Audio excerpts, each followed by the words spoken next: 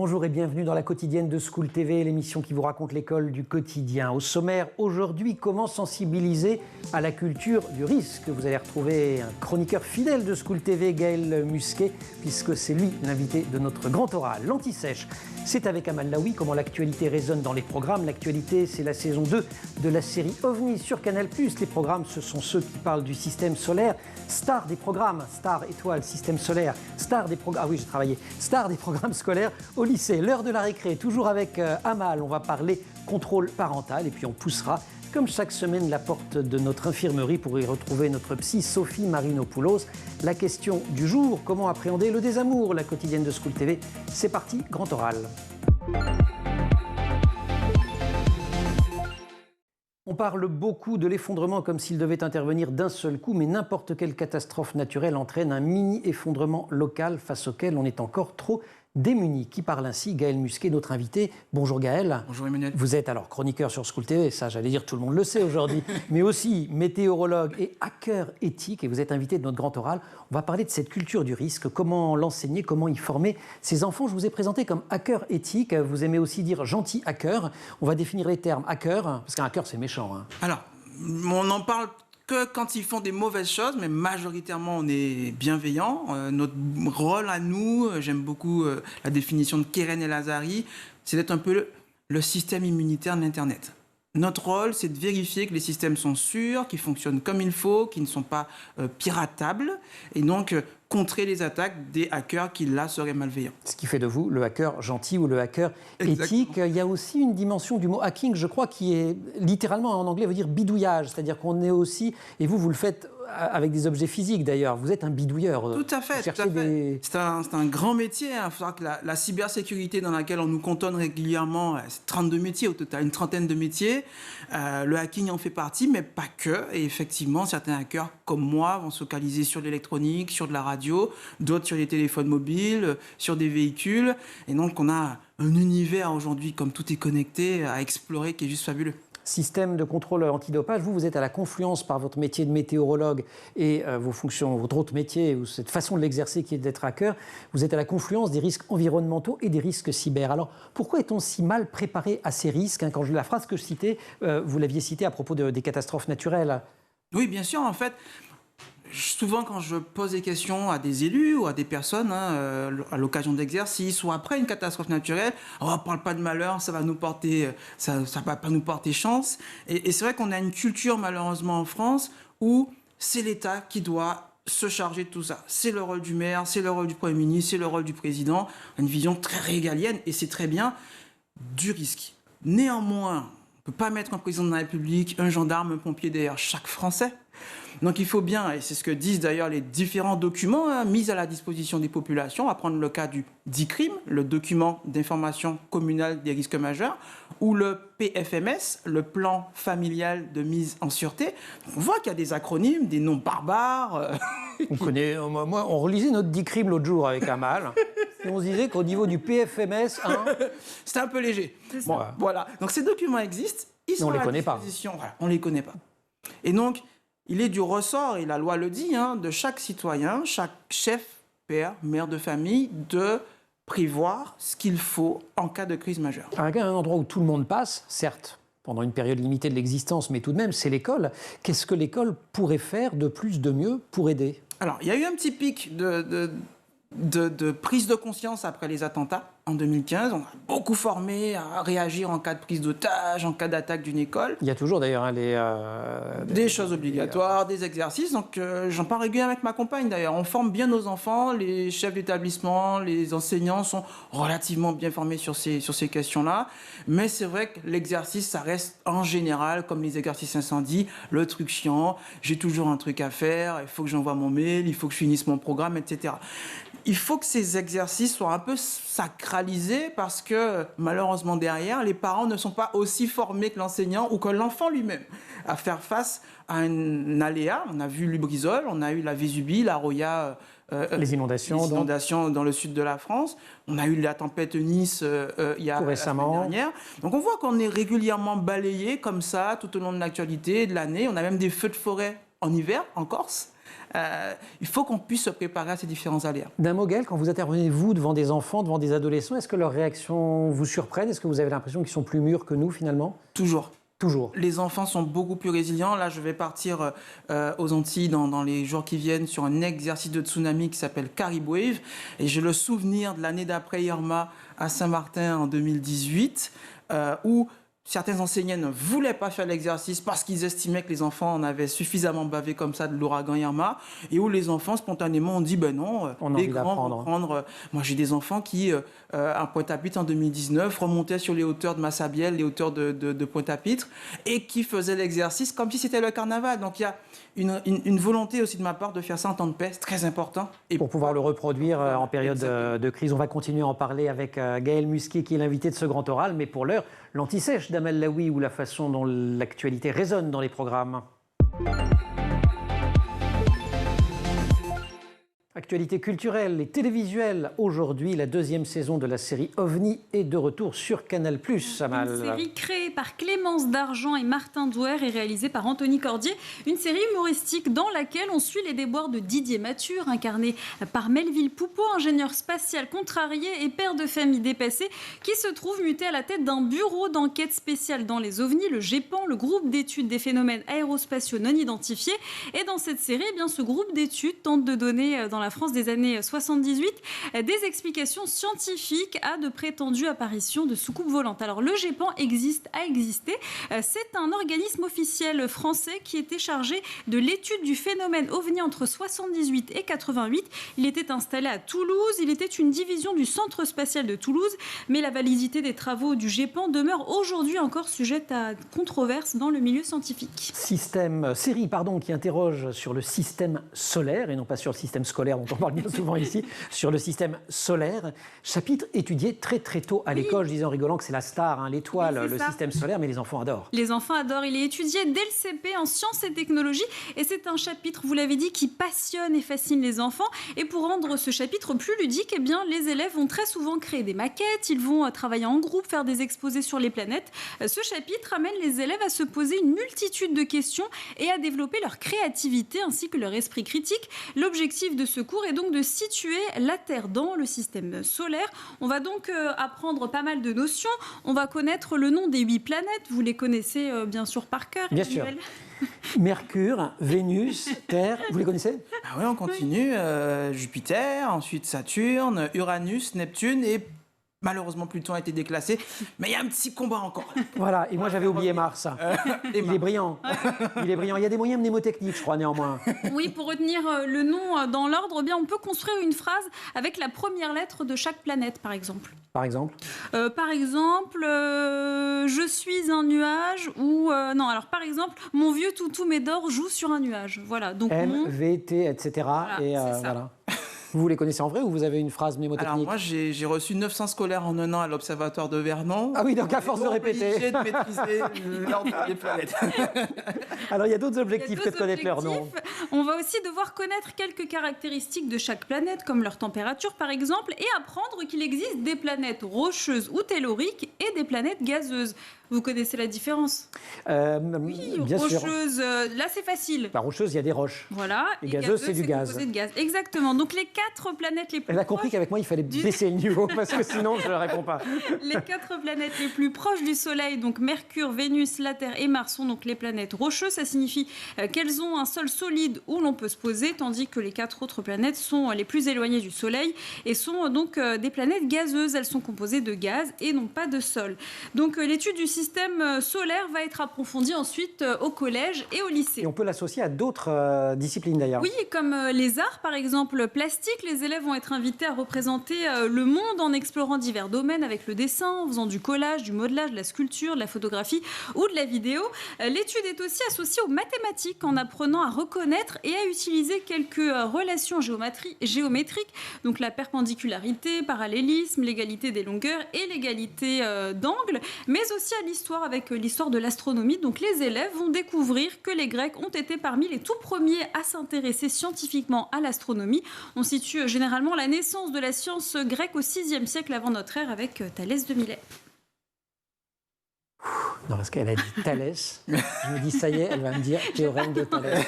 Non, elle a ce petit côté. Il faut néanmoins attendre Copernic et puis quelques autres pour que l'hypothèse héliocentrique finisse par s'imposer. Oui, c'est ça. L'héliocentrisme, qu'est-ce que c'est? Théorie scientifique qui place le Soleil au centre du système de planètes entourant la Terre. C'est ça. Ok, pour une fois, j'ai une bonne note alors. Très bonne note. Gaël, vous me portez chance. 900 scolaires. Hein. Vous leur racontez quoi? Observatoire, vous observez? Alors, j'ai tout. On fait des machines à arc-en-ciel. On a des spectroscopes. Donc, on va décomposer la lumière des étoiles. Et pour rebondir sur la chronique, Hubert Reeves définit l'astronomie comme la mère de toutes les sciences. Et on a pu travailler avec ses scolaires sur du grec, du latin, parce que les constellations sont en latin, mais les index d'étoiles par ordre de magnitude sont en grec. On parle de distance. À quel moment la limite de Kalman place l'espace par rapport à la Terre. Et puis, ça me permet aussi de manière non anxiogène de revenir à ce sujet des risques, puisqu'on est sur un site Céveso-Seuil haut au niveau de l'observatoire. Et donc, j'utilise souvent l'itinéraire d'évacuation en cas d'explosion sur le site pour faire un peu de randonnée ou un petit peu de marche digestive. Curieusement, il marche vite. C'est un truc de dingue, quoi. Je leur explique régulièrement, voilà, par où il faudrait aller après le repas. Et vous devenez champion et championne de demi-fond quand vous allez visiter l'observatoire. On ne sait pas très bien pourquoi. On retrouve Gaël Musquet. Merci beaucoup, Amal, pour la suite du Grand Oral.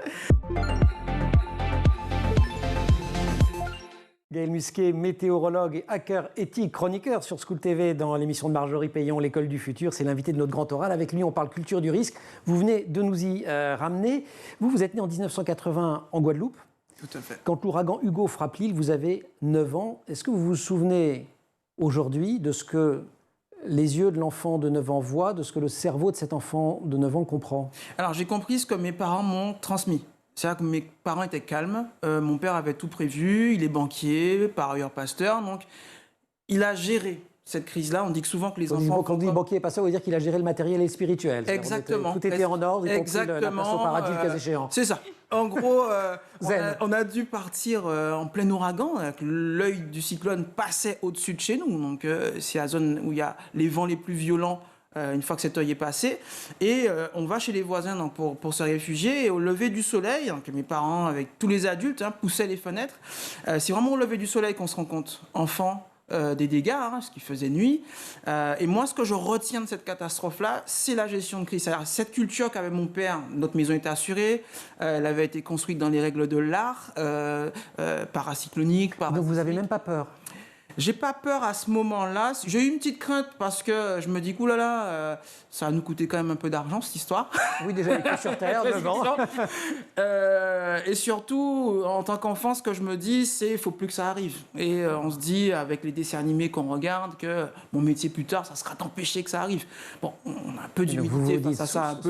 Soit je fais Superman, soit je deviens météorologue. Voilà. Et donc, je deviens météorologue, entre autres, pour ça. Il y a des moments clés, des rencontres clés, parce que cette expérience vous définit. Il y a dans le parcours ensuite. Alors ça c'est mon premier, on dit en anglais social calling, c'est un appel social en fait qui me pousse à faire un métier qui serait utile plus tard. Papa dirait votre épiphanie. Non, mais oh, bah alors. Il y a malheureusement ensuite le séisme en Haïti en 2010. Ouais. Ça c'est un deuxième déclic. Voilà, comment les compétences scientifiques, techniques, le numérique, les réseaux sociaux peuvent aider à gérer et à améliorer le quotidien des populations qui sont en proie à ces crises-là. Et en fait, ça me revient comme un boomerang.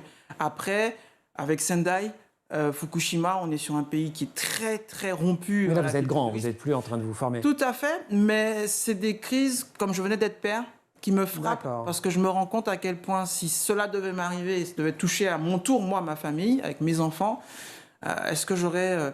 le calme, est-ce que j'aurais pris les bonnes décisions, est-ce que j'aurais transmis les bons réflexes? En quoi l'école vous prépare, vous forme à devenir le hacker éthique que vous êtes devenu? J'ai eu des profs qui ont fait ce que je suis aujourd'hui, d'ailleurs là, ma prof de français, Madame Limol, qui tenait à ce que je sois un bon scientifique peut-être, mais que j'ai de bonnes notes en français parce que je dois pouvoir transmettre ce que j'apprends. Monsieur René là, prof de mathématiques et de physique, qui entretient ma passion pour les sciences. Et j'ai eu des profs, il faut imaginer le petit enfant que je suis en Guadeloupe, pas de grosse industrie, et ces professeurs qui tous les ans trouve un sujet pour nous amener dans cette usine électrique d'EDF, qui est le plus gros industriel, et nous passionner sur ces sciences. Prof, qu'ils n'ont pas reculé, parce qu'à 16 ans, je crois que vous créez des scripts pour récupérer automatiquement des corrigés d'exercices sur l'ordi de votre prof de mécanique. Oui, alors, pour être père aujourd'hui, je me rends compte que mes enfants me font la même. Hein.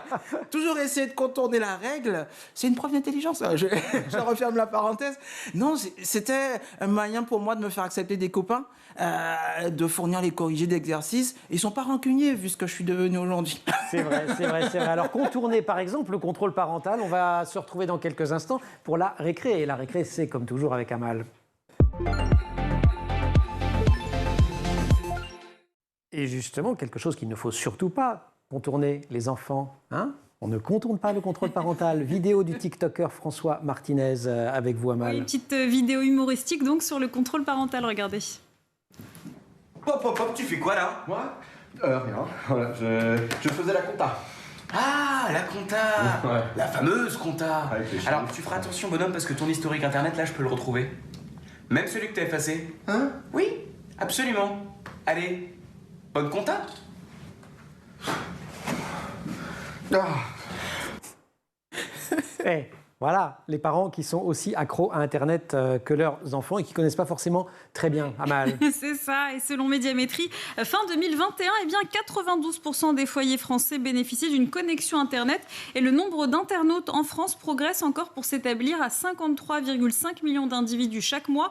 Les internautes surfent en moyenne 2h26 par jour, avant tout sur leur mobile, qui totalise les 2/3 de notre temps passé sur Internet. Mais les grands champions, ça reste les jeunes. Ça reste les jeunes, les 15-24 ans restent les plus assidus sur le web avec 3h53 en moyenne de surf au quotidien. Mais attention, les seniors menacent. Les seniors menacent les personnes âgées de 50 ans et plus. Je dis seniors pour 50 ans et plus, ça ne me ressemble pas. Normalement, je fais gaffe. C'est-à-dire les gens dans la force de l'âge. Voilà, c'est ça, sont Merci. de plus en plus connectés. Plus connectés qu'en 2020, en tout cas avec 2h31 par jour pour les 50-64 ans, soit 13% de plus en un an. Usages qui ont été bouleversés par la crise sanitaire. Oui, 7 Français sur 10 ont ainsi visité chaque mois des sites et applications liées à la santé en 2021, soit 15% de plus qu'avant la crise sanitaire.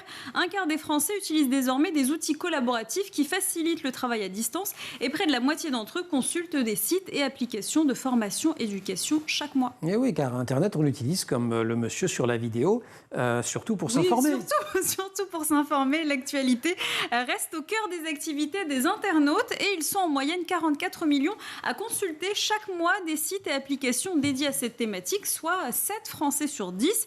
Et les événements sportifs de l'été, l'Euro et les JO sont en tête et ont attiré 22,5 millions de visiteurs mensuels sur les sites des médias de sport. Donc c'est plus 70% par rapport à 2020. Et le podcast qui continue son ascension puisque le format a réuni 15 millions d'auditeurs par mois en 2021. C'est plus 20% par rapport à 2020. L'autre grand gagnant sont les réseaux sociaux. Oui, 6 Français sur 10 se rendent quotidiennement sur les réseaux sociaux et les messageries instantanées. En moyenne, les Français passent chaque jour 45 minutes sur ces réseaux et messageries, soit 1/3 de leur temps de surf. Et les jeunes restent toujours les premiers adeptes avec désormais plus de la moitié de leur temps de surf dédié au social, ce qui équivaut à 2h07 par jour. Mais les plus âgés, les personnes matures, passent de plus en plus de temps Je vous sur les écoute réseaux pas, sociaux. je check mon Insta. En 2021, ils ont passé Voilà. 31 minutes par jour. C'est 17% de plus qu'en 2021 sur les réseaux sociaux. Même pas mal. Merci beaucoup, Amal, pour ce zoom. Le contrôle parental, si on y revient plus sérieusement, vrai sujet, vous disiez que contourner la règle, c'est quand même comme ça qu'on apprend aussi. Tout à fait. Ces enfants, j'en ai deux ados de 14 et 12 ans, s'adaptent en fait à ma compétence.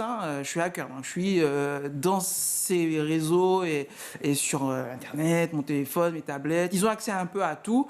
Et donc, évidemment, ils se sont adaptés à mes compétences. Alors, ma fille est plus dans l'ingénierie sociale. Papa, tu pourrais me donner ton mot de passe qui termine par 792. La manipulation mentale, c'est ça. l'ingénierie sociale dans votre vocabulaire. Sociale. Ok, super. Mon fils, c'est du brute force, comme on dit en tant que hacker. Il va essayer code. plusieurs combinaisons, plusieurs moyens d'attaque, la synthèse vocale pour pouvoir contourner la protection par un assistant vocal. Alors, d'un côté, c'est bien, et puis de l'autre, évidemment, ça me force à Vous-même, à imaginer, faire de l'ingénierie sociale, aussi observer leurs petits camarades. de la que j'ai en stage. rétro-ingénierie sociale. Exactement. Comment ils fonctionnent, ces petits jeunes. Gaël Musquet, qu'on retrouve dans quelques secondes. Merci beaucoup, Amal, pour cette récré.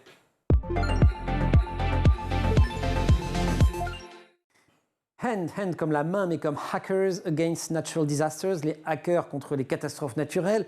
OpenStreetMaps d'ailleurs. Non, StreetsMap, c'était singulier. au singulier. L'Ermitage, ça c'était un lieu. Gaël Musquet, invité de ce grand oral de la quotidienne de School TV, également chroniqueur ici dans l'école du futur de Marjorie Paillon. Vous avez créé ou animé plusieurs communautés. Pourquoi? Parce que tout ce que je viens de citer, en fait, ce sont des communautés. Tout à fait. En gros, pour moi, c'est un moyen de fédérer l'intelligence collective. On donne souvent aux startups et à des grands comptes le monopole de l'innovation. Ces communautés se sont illustrées parce qu'elles ont réussi soit par leur organisation, soit par la production de contenu, de données, là pour OpenStreetMap par exemple, ou de logiciels ou de méthodes de l'intelligence qui peut servir et qui sert l'intérêt général. Il y a derrière ça l'idée de ce qu'on appelle les communs. Tout à fait. Est-ce que l'école nous prépare les enfants, les adolescents à valoriser ces fameux communs, ce qui pourrait nous appartenir à tous, ce qui n'appartient pas à l'État non plus? Alors, de mieux en mieux, pas assez, mais de mieux en mieux, je mets un point d'honneur quand je reçois les jeunes en stage ou que je parraine certaines promotions dans des écoles, à mettre un peu l'accent sur ce qu'on a eu comme réflexe régulièrement, plus jeune, copie pas sur moi, chacun sur sa table, à distance. Ça, c'est même le contraire de ce qu'il faut faire. Exactement. Là, ce qui m'intéresse... J'ai une meilleure note que toi. C'est ça. Ce que j'attends de ces jeunes, et je reçois parfois des jeunes qui sont en grande difficulté scolaire, c'est qu'ils puissent avoir, peu importe la méthode, la solution, en tout cas la méthode qui leur permet d'avoir la réponse à la question. Et je remarque souvent, ça me rend parfois un peu triste, que ces enfants qui sont en difficulté scolaire sont beaucoup plus à l'aise sur la gestion et la production de ces communs que des enfants qui ont une approche très académique, très scolaire en fait, au niveau de leur scolarité. Et dont on peut faire l'hypothèse qu'ils feront les études, qui suivront les fameuses voies royales du système scolaire très bien, et qui piloteront le pays, quoi. Complètement, mais qui ne seront pas forcément sur mon métier. Par exemple, on a un déficit, on a besoin de plus de 15 000 hackers en matière de cyber en France. On se rend compte qu'on a besoin de cerveaux bien faits pour construire, pour des architectes, des analystes, et on a besoin aussi de cerveaux très bien faits pour déconstruire, démonter, pour anticiper certaines menaces et certains risques. Et donc là, l'école n'y prépare quand même pas de façon tout à fait idéale. Vous avez dit, Gaël Musquet, j'ai dû quitter mon île, la Guadeloupe, pour étudier les étoiles. Je voulais donner la chance aux futures générations de pouvoir le faire sans être obligé de partir. C'est votre prochain projet, prochain défi? Tout à fait. Installer complètement des observatoires en Guadeloupe, là prochainement, les prochaines semaines, puis Mayotte, puis la Nouvelle-Calédonie et la Polynésie. C'est un déchirement de quitter son île, sa famille, son régime alimentaire, le climat dans lequel on évolue. Et en même temps, on est un pays qui peut prospérer et créer de la richesse grâce aux étoiles, grâce à la possibilité que l'on a sur chacune de ces longitudes de territoire d'outre-mer d'observer l'espace. Et on a beaucoup de défis à relever vu tout ce qui est lancé en ce moment et les conflits actuels qui malheureusement montrent à quel point ce milieu, ce domaine spatial a besoin de tous les talents. Gaël, c'est le jour où on va à l'infirmerie. J'espère que ça va bien, vous? Pour l'instant, ça va. Ok. Tout va bien. Au cas où on va pousser la porte de l'infirmerie, y retrouver comme chaque semaine Sophie Marinopoulos, la question du jour, comment appréhender le désamour?